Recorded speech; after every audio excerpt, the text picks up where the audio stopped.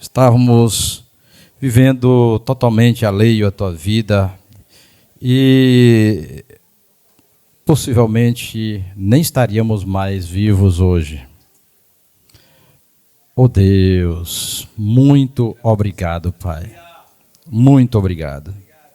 Te louvamos, Senhor. Te agradecemos pelo sacrifício de Jesus na cruz. Tão perfeito o Cordeiro de Deus, tão perfeito aquele que não cometeu pecado, na sua boca não se achou engano. Aquele que é, Senhor, o Alfa e o Ômega, o princípio e o fim. Deus bendito, nós te agradecemos, Senhor, nós te agradecemos. O que seria de nós? O que seria de nós, Senhor, se tu não tivesse ido à cruz?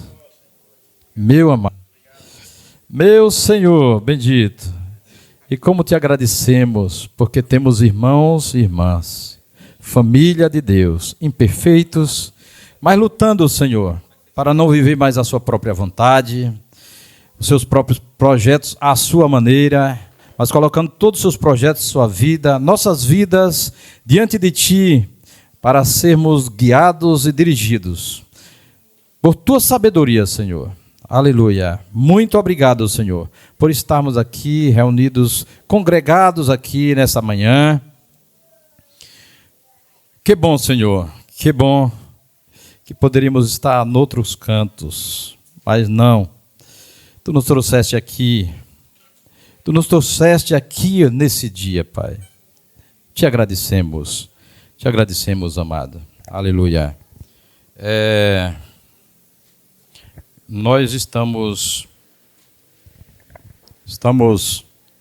fazendo a revisão de ensinos, queridos.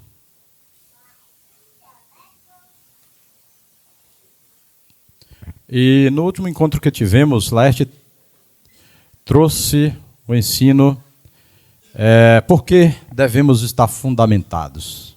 Vocês lembram disso? A gente está tentando não deixar ninguém esquecer do que tem sido ensinado. Claro que detalhes mais miúdos a gente precisa voltar lá na anotação, ouvir novamente a palavra, e lá nós aprendemos ou rememoramos que o fundamento produz segurança, certeza de salvação e maturidade. O fundamento produz segurança, certeza de salvação e maturidade. Nós, seguindo o script de rever ensinos, ou seja, não temos coisas novas. Deus pode trazer algo que nós já conhecemos de uma forma nova, mas nós queremos falar de confissão de pecados. Confissão de pecados. Lá em Colossenses 1,13, vamos ler. Eu sei que todo mundo sabe, mas Colossenses 1,13, eu gosto muito de quando eu estou proclamando o Evangelho, eu acho que eu gosto o tempo todo que eu estou falando do Senhor, orando, essa passagem sempre vem à minha mente, ao meu coração. Isso está no meu coração. Porque aqui é a nossa libertação, né? Nossa libertação. Colossenses 1,13. Cadê você? Aqui. O qual nos tirou do império das trevas e nos transportou para o reino do Filho do seu amor. Ele nos tirou de onde? Do império das trevas. E nos transportou para o reino do Filho do seu amor. Então as trevas ficaram onde? Onde? Lá, no império das trevas. E nós hoje vivemos sob a condução do nosso Rei amado, aquele que se entregou por nós, para nos dar vida, nos transformar a nossa vida, transformar a nossa história, transformar o nosso futuro. Jesus, ele se entregou por nós. Ele já nos resgatou e nos capacitou a vivermos. Ele não apenas nos resgatou. Nem sempre as pessoas entendem que Deus não quer dar apenas o perdão. Ele nos dá perdão, mas nos equipa para nos fazer viver em novidade de vida. O desejo de Deus é que vivamos seu propósito, o propósito que existia antes do homem pecar. O desejo de Deus é que vivamos, sejamos a sua família e cresçamos à semelhança de Cristo. Esse é o desejo do Senhor. Ele não abre mão disso. E é importante lembrarmos sempre disso.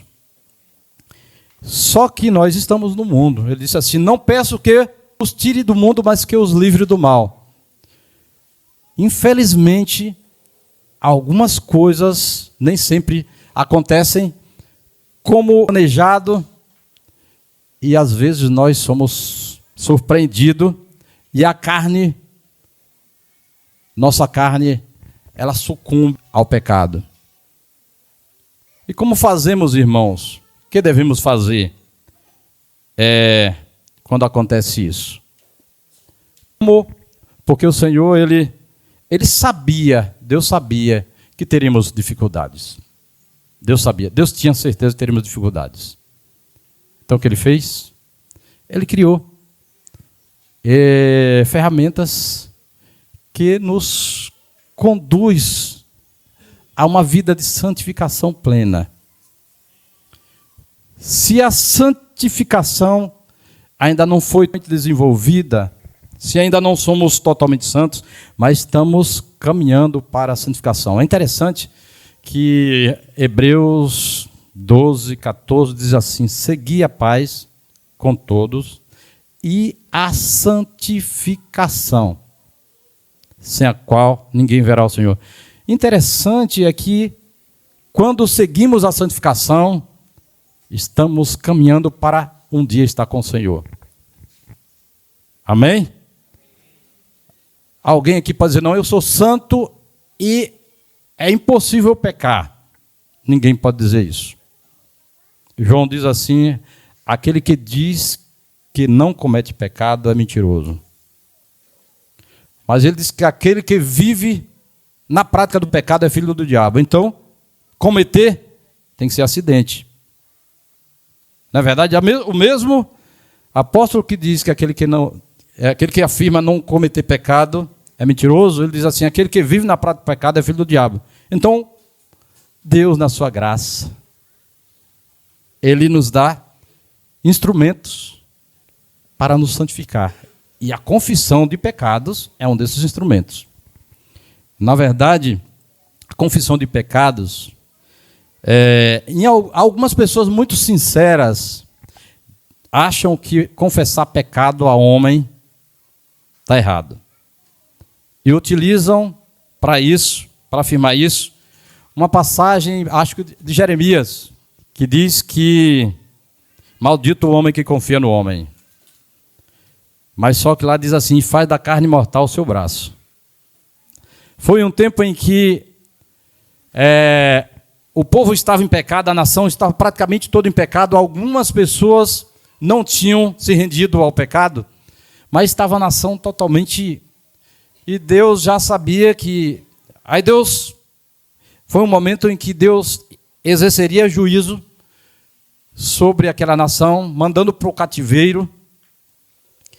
E o rei fazia o quê? Ao invés de buscar o Senhor, como Josafá fez, ia buscar o socorro de outros reis mais fortes.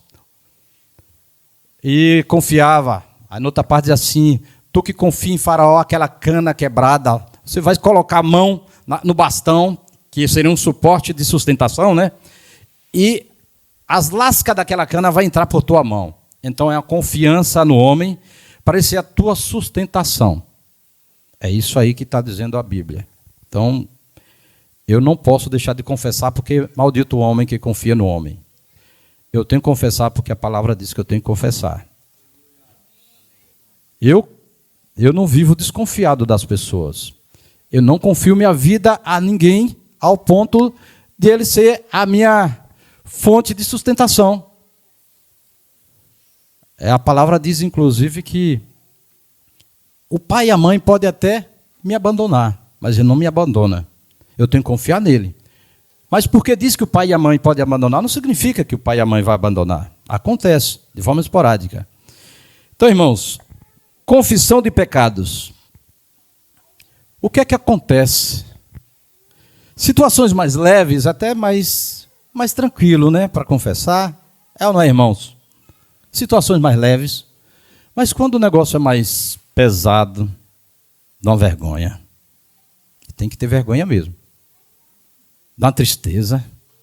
Tem que ter tristeza mesmo. Dá um medo.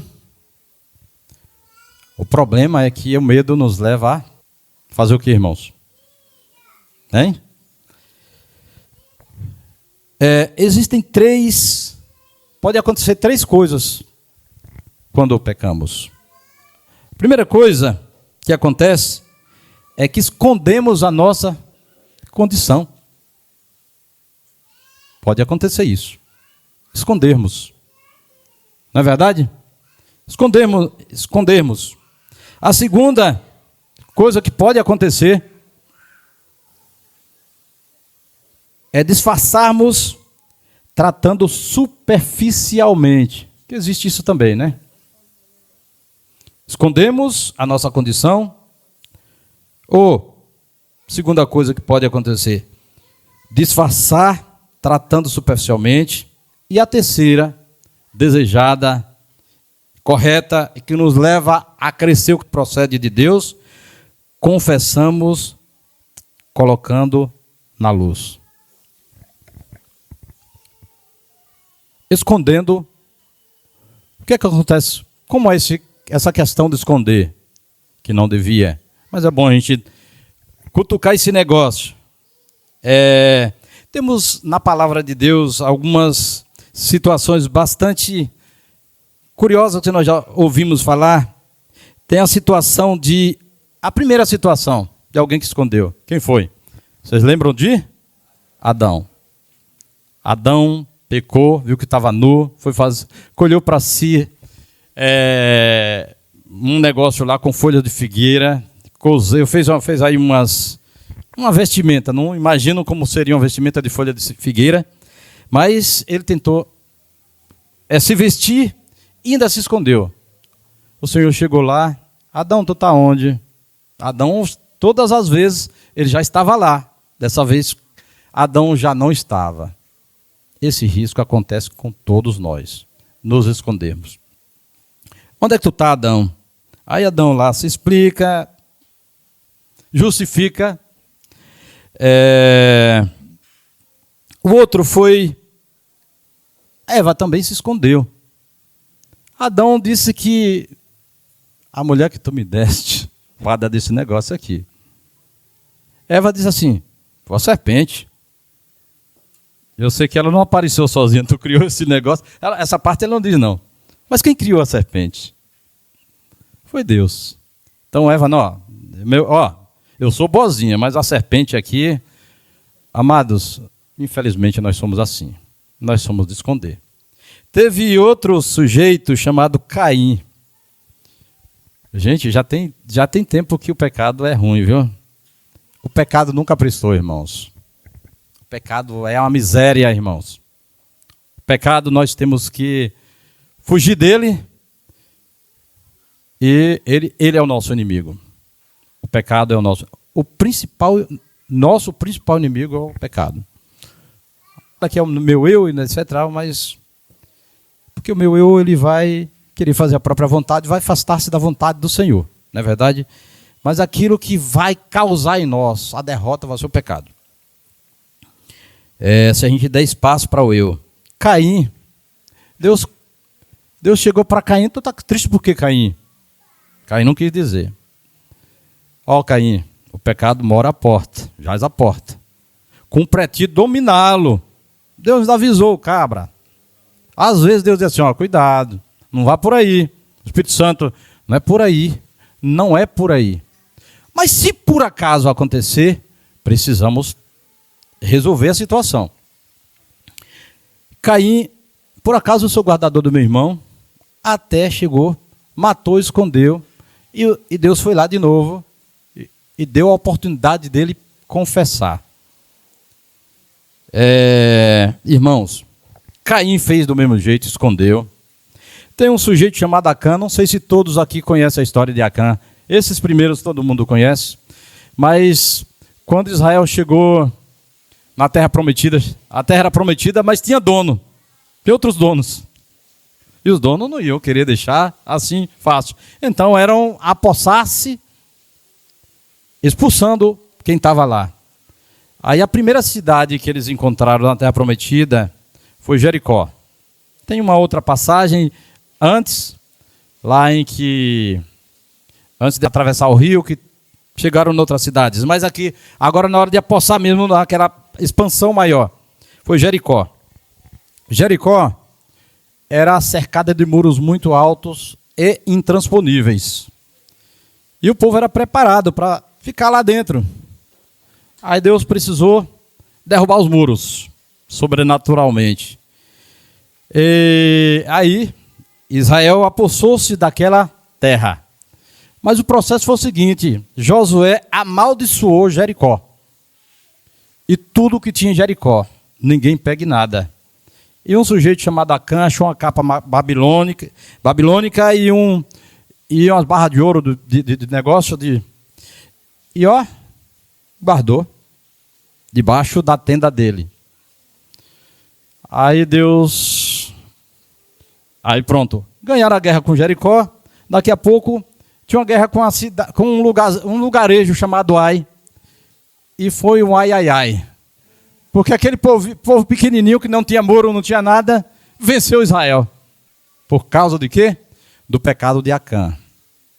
Interessante que o homem pecou e a nação toda sofreu. O pecado é assim, irmãos. Um peca e a igreja é o corpo de Cristo, fere o corpo de Cristo, fere a santidade de Deus. Não sei se todos conhecem muitos aqui, quase todos conhecem essa história. Não vou entrar demais nesse negócio, porque a ideia aqui é falar que eles esconderam, mostrar que eles esconderam e o que devia fazer. Depois teve Davi. Davi pecou e pecou muito feio. E Davi escondeu. Criou artifício para esconder. Primeiro teve gravidez que ele tentou esconder de uma forma lá, e depois teve diversas coisas que ele fez. Muita coisa esquisita. Aí Deus chegou, ele não foi confessar, e Deus mandou o profeta confrontá-lo. Teve Ananias e Safira. Esses morreram. Esse negócio de Ananias e Safira foi mais complicado ainda. Porque eles morreram. Eles esconderam, mentiram, e nesse caso aqui, nesse momento aqui, era uma ação de Deus muito forte que estava acontecendo na igreja. A presença de Deus estava intensa e Pedro, na ousadia, disse: deu errado. E ele expirou e morreu. A outra chegou sem saber que o marido tinha morrido, reafirmou, confirmou a mentira, continuou no pecado, escondeu o pecado, morreu também. Irmãos, como nós somos fracos, Deus nos equipou, inclusive, para sermos santos. Muita gente diz assim: a carne é fraca. Quem foi que falou isso? Quem falou? Não foi Jesus? Aí repete isso. Mas Jesus falou de outra forma: vigiai. Não falar justificai o erro. Vigiai. Vigiai, orai. Esteja atento, porque a carne vai lhe passar rasteira. Fique atento. Muitas vezes a gente pode pensar que a carne é fraca. Eu pequei porque a carne é fraca. Também. Mas não foi falta de vigilância, não? Não é verdade, irmãos? É assim ou não é? A carne é fraca, a gente já sabe, a gente não dá ousadia para ela. Quando ela quiser coisas, a gente não dá. A gente foge, diz: não, vou por aqui não. Quando houver sugestões e que vai agradar a carne, não façamos. Infelizmente acontece. E tem coisa que nos pega de surpresa, papufo, e a gente Toma pancada, mas aí vai ter que consertar, arrumar diante de Deus, porque a palavra diz. Então, irmão, eles esconderam o pecado. Mas eles esconderam de quem? Eles estavam escondendo mesmo de quem? De quem eles estavam escondendo? Se a gente observar, Deus estava vendo tudo. Ele chegou para Adão e perguntou, chegou para Caim e perguntou. Manda o profeta conversar com Davi. Davi sofrendo muito, porque estava escondendo. Manda o profeta conversar com Davi. Vai lá, conversa com Caim. Ananias e Safira. Deus viu e confrontou e morreram. De quem? É de Deus.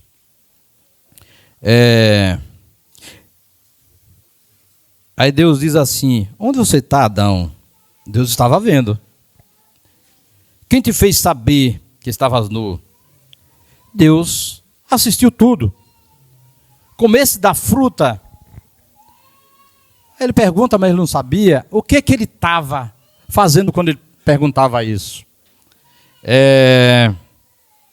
Abel, cadê teu irmão Abel? Para Caim. Cadê teu irmão Abel? Caim. Cadê teu irmão Abel? O que fizeste? Amados, Deus sabia, com certeza. Aí com Acã, depois o povo foi chorar, né? Que tinha perdido a guerra, uma guerra para aquele povo lá, morreu um bocado de gente. Deus nem deixou morrer tanta gente, morreu só um pouquinho. Mas morreu, teve consequências, e Deus diz assim: olha, há pecado no meio da congregação. Há pecado. Aí ele chega, Juízes 7:11. Deixa eu me ver aqui. Alguém... Eu vou ver se eu acho aqui já. Alguém que achar primeiro, leia. 7:11. Eu cheguei.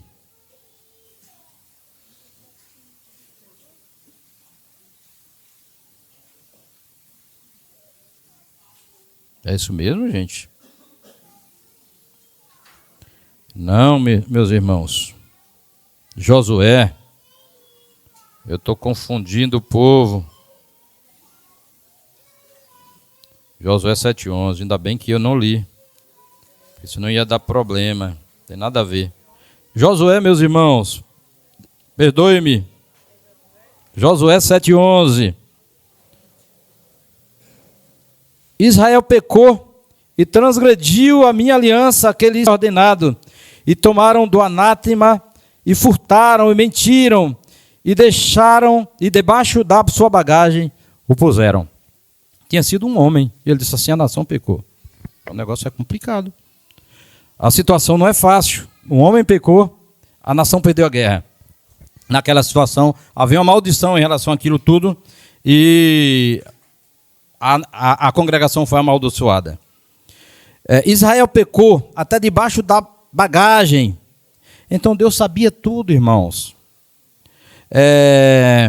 Coisas condenadas há no meio de ti. Deus sabia inclusive quem era. Aí Deus manda Josué juntar aquele povo, lançou sorte, caiu naquela tribo, depois lançou sorte, caiu naquela família, aí depois até achar Acã. Acã sofreu o juízo de Deus naquele dia. Acã. Na situação de Davi, lá em 2 Samuel 11:12,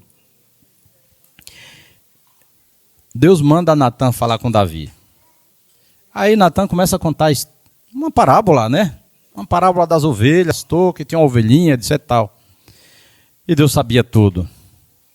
Davi não falou logo e Deus foi mostrando para Davi que sabia. Na situação Ananias e Safira, Pedro pergunta claramente: vendeste portanto, como vocês estão dizendo? Deus queria que Pedro fizesse aquela pergunta. Vendeste portanto?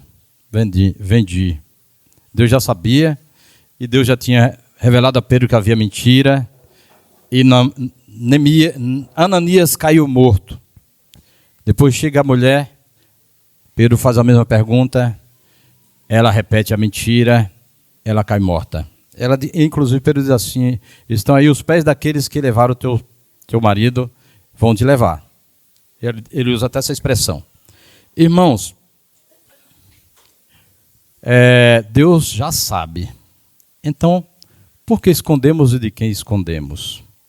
De quem eu escondo? De quem eu escondo? Dos homens. Essa é a realidade. Eu escondo dos homens.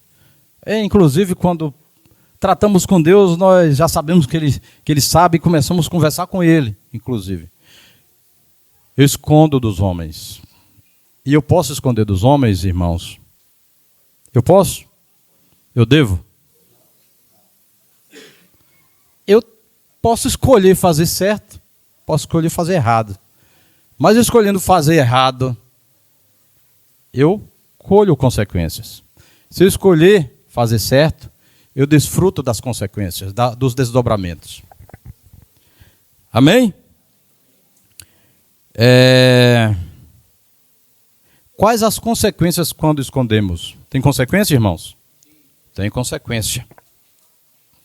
A primeira é sentimento de culpa. Sentimento de culpa. Quem já se sentiu culpado por algo? Sentimos culpa. O pecado fere a santidade de Deus. Nós temos liberdade de andar com aquele que não comunga com o pecado, sendo nós ainda imperfeitos. Aí temos os instrumentos para desfrutarmos ainda da santidade de Deus e sermos santificados a cada dia. Se abrirmos mão do instrumento, as consequências não são boas.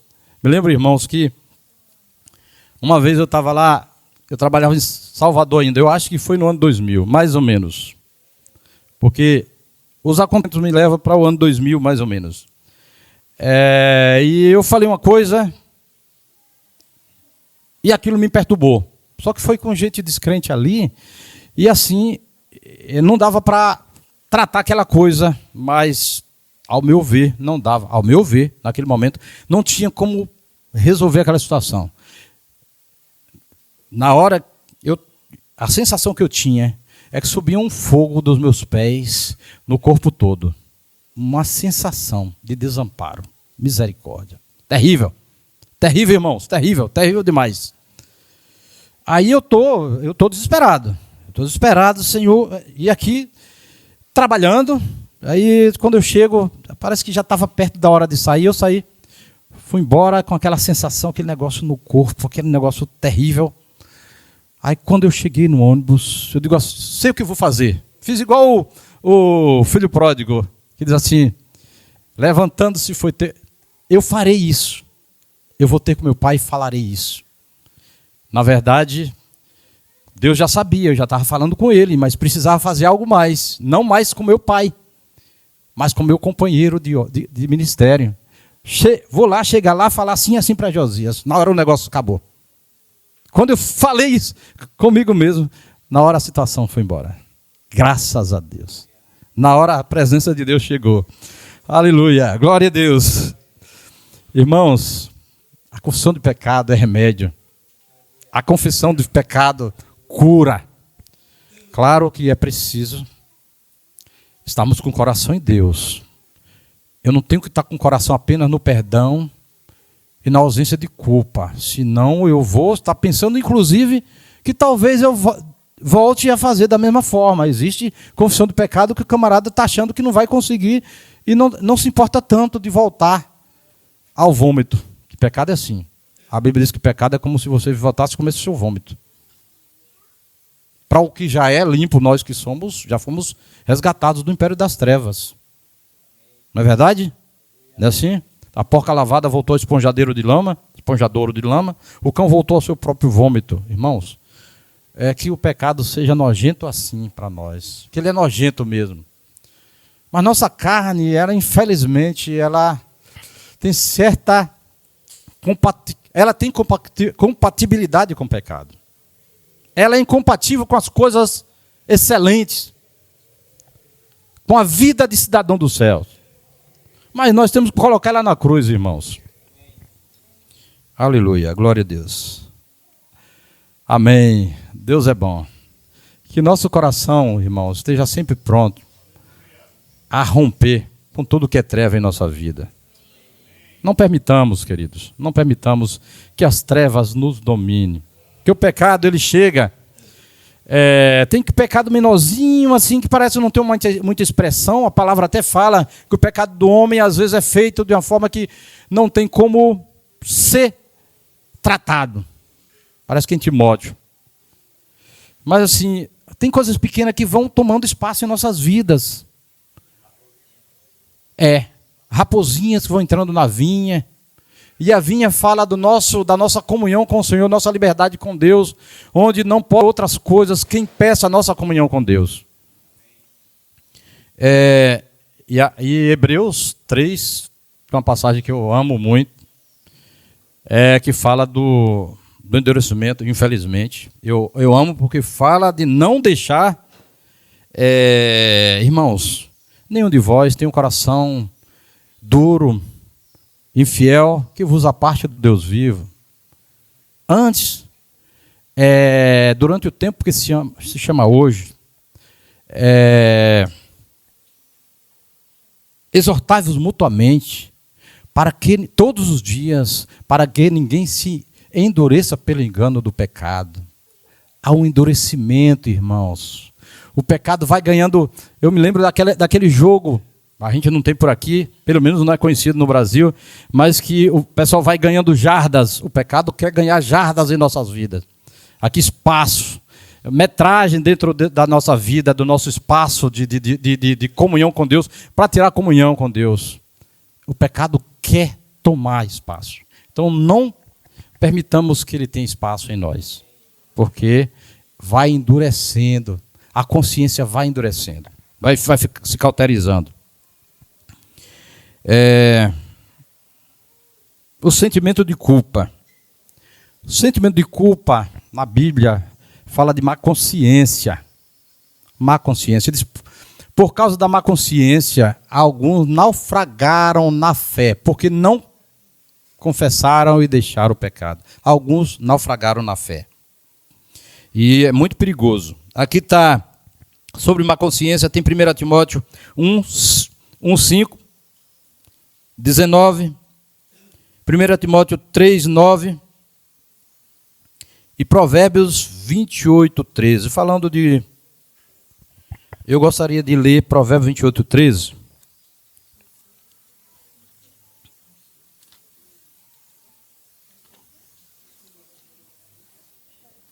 Provérbios 28:13. Vamos... Edilson, pega aí 1 Timóteo 1:5 e também 19. Laerte pega 1 Timóteo 3:9, por favor. O intuito da presente admoestação visa o amor que procede de coração puro e de consciência boa e de fé sem hipocrisia. Consciência boa, uma consciência sem acusação, não estando cheio de acusação, porque o pecado escondido está nos acusando. 19. Lai. O 19, Guedes. Lê o 19, Deus. Deus. 5 Desculpa. apenas. O 19. Mantendo fé e boa consciência, porquanto alguns, tendo rejeitado a boa consciência, vieram a naufragar na fé. Rejeitaram a boa consciência, vieram a naufragar na fé. Lai. Conservando o mistério da fé com a consciência limpa. Amém. Com a consciência limpa. Provérbios 28:13. Eu estava tentando coordenar, então ainda estou chegando aqui no meu. Provérbios 28:13. O que encobre as suas transgressões nunca prosperará, mas o que as confessa e deixa alcançará misericórdia. Deus é tão bom, né? Ele nos resgatou, nos deu vida e ainda está pronto a nos perdoar. Mas tem um processo, irmãos. Tem o processo de confessar e deixar. Não é verdade? Outra consequência doenças físicas. Doenças físicas.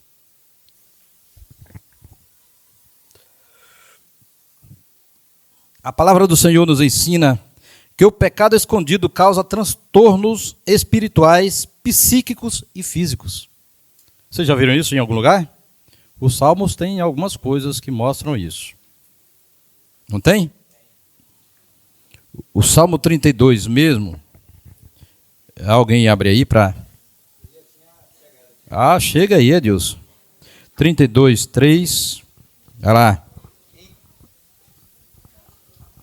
Enquanto calei os meus pecados, envelheceram os meus ossos pelos meus constantes gemidos todo o dia, porquanto a tua mão pesava dia e noite sobre mim, e o meu vigor se tornou em sequidão de estio. Aí. Vai lá. É porque eu acho que... Tudo bem. Até qual? Aí, seria interessante a gente deixar até aí, né? Provérbios 3, 5 a 8. Deixa eu ver se eu chego aqui. Quem chegar aí pode ler.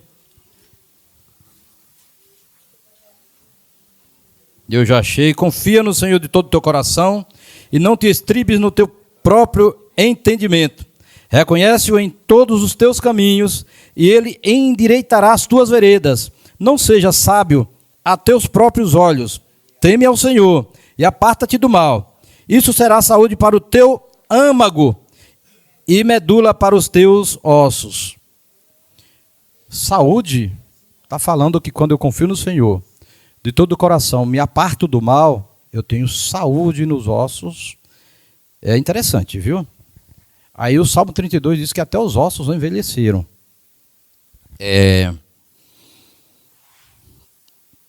Doenças físicas. Irmãos, pensando sobre esconder. Por que escondemos? Já que escondemos. Alguém arrisca? Por que o homem tem dificuldade de confessar pecado? Porque nós temos dificuldade de confessar pecado. Por quê? Nós temos. Eu lembro, irmãos, que eu vivia... eu me converti ainda com 11 anos e meio. Era menino, fui de todo o coração. Naquele período, naquele contexto, não fui batizado logo. Eu queria batizar o mais rápido possível. Me batizei, eu estava com 15 anos. Isso me atrapalhou um pouquinho. Havia uma conversão, mas o batismo demorado demais. Mas assim, irmãos, lá já havia confissão. Mas era num contexto que a confissão era mais no dia da ceia. Que no dia da ceia pode ter também, não pode? Mas nós não precisamos deixar para o dia da ceia. Nós temos que alcançar misericórdia antes da ceia. Não é não, irmãos? Nós precisamos, porque quando Paulo fala de não discernir o corpo, não está falando apenas de confessar pecado, está falando de relacionamento entre irmãos. Vocês já ouviram falar isso? Ele está falando de relacionamento entre irmãos. Somos um corpo só, então temos que ser um no coração, na alma, no que fazemos. Temos que expressar a vida de Cristo no relacionamento com os irmãos. Ele está falando de não discernir e come e bebe para a própria condenação quem não discerne. A qualquer tipo de pecado, inclusive de relacionamento entre irmãos, onde nós não perdoamos, nós não amamos, se nós tivermos algum tipo de sentimento de repulsa, de revide, retaliação, tudo isso aí traz condenação. Mas o verdadeiro motivo para escondermos o pecado, lá em Jó 31, 33 a 34. Capítulo 31 de Jó.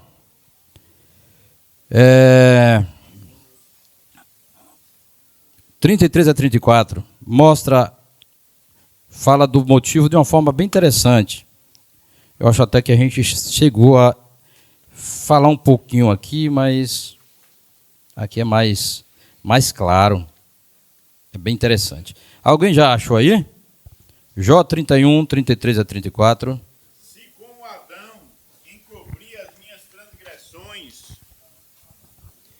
Se como Adão encobri as minhas transgressões, ocultando o meu delito no meu seio, porque eu temia a grande multidão.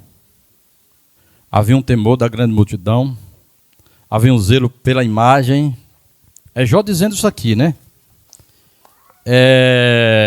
Nós corremos esse risco. Isso, Jó está dizendo que ele não fez isso, mas está trazendo um ensinamento com a expressão diante de Deus que ele está fazendo, diante daqueles amigos dele, falando como nós temos essa suscetibilidade de esconder os nossos pecados. E por quê? Nossas ações erradas. Porque nós temos algum tipo de receio que nossa imagem fique manchada. Na verdade, a nossa imagem, proteção, eu estou zelando por minha imagem de uma forma errada. Zelar pela imagem é não pecar, né? É uma boa maneira. Mas depois que pecou, tem que confessar e deixar para alcançar misericórdia e poder continuar desfrutando daquilo que o Senhor propôs. Comunhão com Ele, plena. Irmãos, a outra coisa que acontece, além de esconder, é tratar superficialmente. Tratar superficialmente.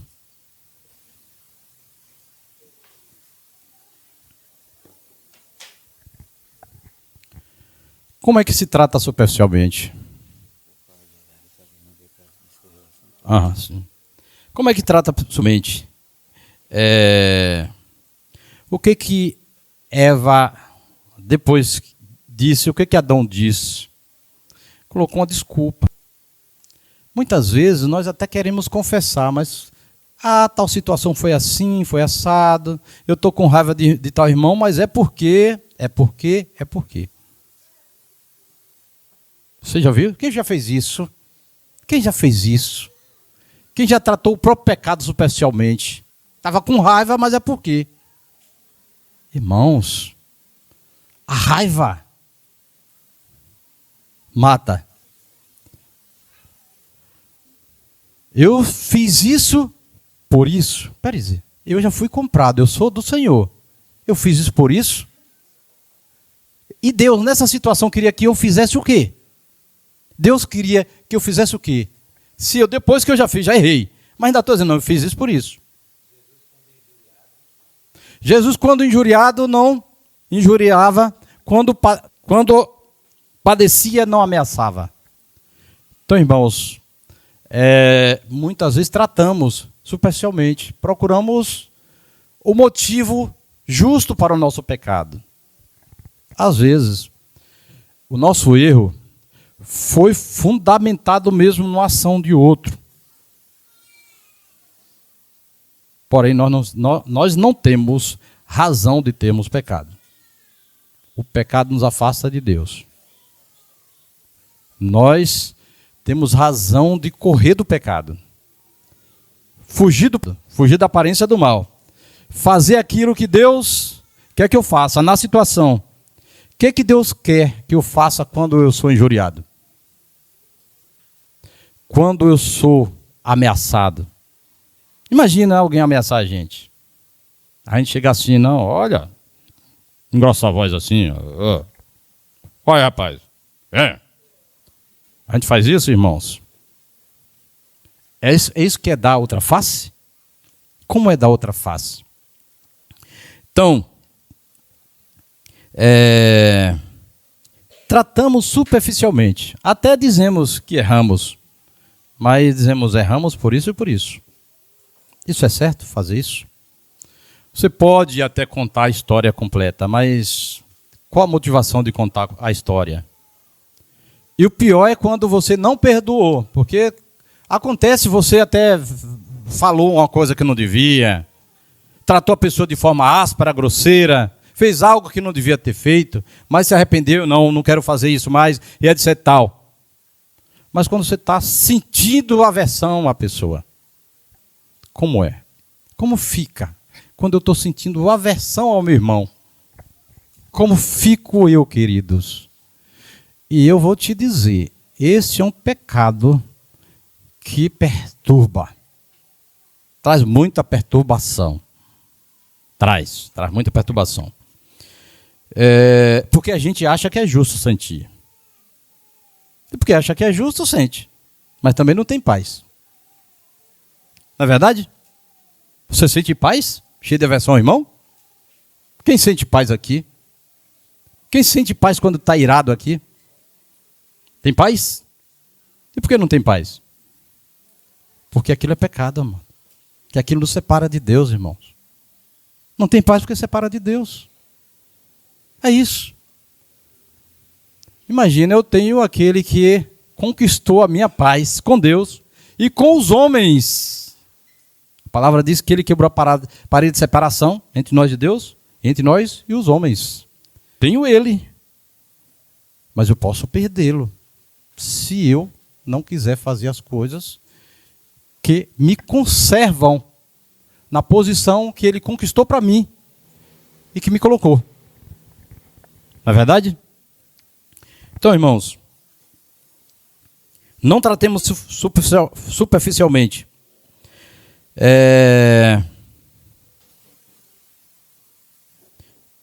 Às vezes racionalizamos o pecado. Racionalizamos. Irmãos, pessoal, tem um camarada que dizia que o problema da culpa é a religião. Se tirar a religião, o homem não se vê culpado. Então, na verdade, a religião é apenas um negócio que atrapalha a vida dos homens. E porque, na verdade, ele via muita gente adoecendo doenças da alma. Mas é isso mesmo? O problema da culpa é a religião? Ou o problema da culpa é que a pessoa pecou e que tem uma consciência e que Deus deu essa consciência, graças a Deus por isso. Imagina se a gente não tivesse consciência. O negócio seria terrível. Misericórdia. Para sentir, como eu contei a minha história aqui, um pedacinho. Para sentir, para o Espírito Santo despertar, não vai por aí, não é isso não, tem que fazer assim mesmo. Às vezes dá vergonha, às vezes não quer fazer. O Espírito Santo, não, por aqui. É por aqui, vamos por aqui. Você quer andar comigo? É por aqui. Eu estou querendo lhe guiar à vontade de Deus. Não podemos racionalizar o pecado. Não é religião, queridos. Não é a religião não é o ópio do povo. Não é por causa da religião que sentimos culpa, é porque Deus, Ele nos colocou em nós algo que volta para Ele. Mesmo quando pecamos, há um desejo de voltarmos para Ele. Tem umas escadinhas, uns degraus aqui, né? Eu fiquei menor depois que você tirou esses degraus aí. Às vezes, outras vezes, queridos, nós usamos escapismos. Como é que eu uso escapismo? Eu começo a me envolver com muito trabalho, com muito lazer. É lazer para lá, lazer para cá. Muitas brincadeiras. Muita coisa que vai me entreter. Vai me fazer esquecer. Vai ser o quê? A minha bebida mais forte. Tem uma música que diz assim: Jesus é a dose mais forte dentro de mim. Irmãos, Jesus é aquele que resolve nossos males. Nada que fizermos não seja para escapar de nada. Jesus, Ele quer que nós desfrutemos de paz. Ele quer que desfrutemos de paz. Outras vezes atacamos os efeitos. Usamos remédios e fica bom. Fica mais ou menos, claro, né? É um negócio que passa o efeito. Uma coisa que agora eu fico lá meio desfrutando daquela paz remediada. E eu não estou dizendo que não é para usar remédio, mas para isso não vai resolver, certo? Vai remediar, mas volta tudo de novo. E a sua consciência cauterizando você vai começar dando mais espaço para o pecado. Quantas vezes não fizemos o que é correto e a gente percebe que está mais fraco em coisa que 2, 3, 4, 5 anos que a gente nem chegava à nossa mente. Acontece isso? Então, irmãos, precisamos nos livrar, porque senão outras coisas vêm. Outras coisas vêm para nos perturbar, nos tirar a paz, nos tirar de Deus. Mas a outra, o que é que acontece? O que é que tem que acontecer mesmo? É que nós devemos confessar os nossos pecados, irmãos. Devemos confessar os nossos pecados. João, 1 João, a carta, alguém lê aí para mim. 1, 5 a 9. Outro, lá e pega aí Efésios 5, de 8 a 14. Bruno, pega aí João no Evangelho, capítulo 3, de 19 a 21. 1 João 1, de 5 a 9. Leia, Edilson, por favor. Esse era meu? Ou eu entrei? Você ia ler esse aí. Tudo bem. Você Vou disse, ler. Você João... pensou, ora, a mensagem que da parte dele temos ouvido e vos anunciamos é esta: que Deus é luz e não há nele treva nenhuma. Se dissermos que mantemos comunhão com ele e andarmos nas trevas, mentimos e não praticamos a verdade. Se, porém, andarmos na luz como ele está na luz, mantemos comunhão uns com os outros, e o sangue de Jesus, seu Filho, nos purifica de todo pecado. Amém. Se dissermos que não temos pecado nenhum, a nós mesmos nos enganamos, e a verdade não está em nós. Se confessarmos os nossos pecados, ele é fiel e justo para nos perdoar os pecados e nos purificar de toda a injustiça. Laerte. Efésios 4, do 9 ao... Efésios 5, 18, 5, do 8 ao 14. Pois outrora erais trevas, porém agora sois luz no Senhor. Andai como filhos da luz. Porque o fruto da luz consiste em toda bondade e justiça e verdade, provando sempre o que é agradável ao Senhor. E não sejais cúmplices nas obras infrutíferas das trevas, antes, porém, reprovai-as. Porque o que eles fazem oculto, o só referir é vergonha. Mas todas as coisas, quando reprovadas pela luz, se tornam manifestas, porque tudo que se manifesta é luz. Amém. Pelo que diz, até o 13? É 14. Pelo que diz, desperta, ó tu que dormes. Levanta-te de entre os mortos e Cristo te iluminará. Achei muito interessante tanto o texto que Edilson leu quanto esse. Ele fala sobre verdade, né? Amém. João, Evangelho de João, 3, 19 a 21. Foi Bruno? Isso. E a condenação é esta: que a luz veio ao mundo e os homens amaram mais as trevas do que a luz, porque as suas obras eram más. Porque todo aquele que faz o mal odeia a luz e não vem para a luz, para que as suas obras não sejam reprovadas. Mas quem pratica a verdade vem para a luz, a fim de que as suas obras sejam manifestas, pois são feitas em Deus. Amém, aleluia. O que é confessar pecado? Confessar pecado é lançar luz onde há trevas. Quando você chega numa casa, está tudo escuro, você não consegue ver os móveis. Ligou a luz, você vê os móveis, você pode se guiar e se livrar dos obstáculos. A luz manifesta tudo. A verdade é luz. Ela traz direção. Então, confessar pecado é lançar luz sobre o que está nas trevas. não podemos deixar de confessar. Isso é muito importante. Confessar é dizer com convicção e arrependimento: eu pequei, tenho pecado. Confessar é diferente de contar, pois a confissão sempre vem acompanhada de arrependimento. Às vezes a pessoa até conta, mas sem nenhum arrependimento, sem nenhum desejo de mudança. Então, confissão, ela é acompanhada de arrependimento. Um desejo profundo de não viver aquilo, não experimentar de novo o pecado. Eu não estou dizendo que a carne não quer pecar, não. É impossível a carne não querer pecar. Mas o seu homem interior, a sua vida, Paulo diz até que a minha carne quer viver o mal, mas o meu homem interior quer ver o bem, quer ver a vontade do Senhor, busca a vontade do Senhor. Então, para a gente não confundir tentação com consumação do pecado. Então, se está havendo uma tentação, eu já não sou mais do Senhor. Não existe isso, não. Não é bem assim, não. A gente entender direitinho. Mas tem que haver uma repulsa pelo pecado, irmãos. Desenvolver um desejo de santificação, um desejo de Deus, de presença de Deus, um desfrutar de presença de Deus, a fim de que o pecado seja de fato repulsivo, como um vômito ele é repulsivo. Ainda que seja seu vômito, você vai lá? Não, não vai. Não é verdade? Então, o pecado para nós tem que ser a mesma coisa.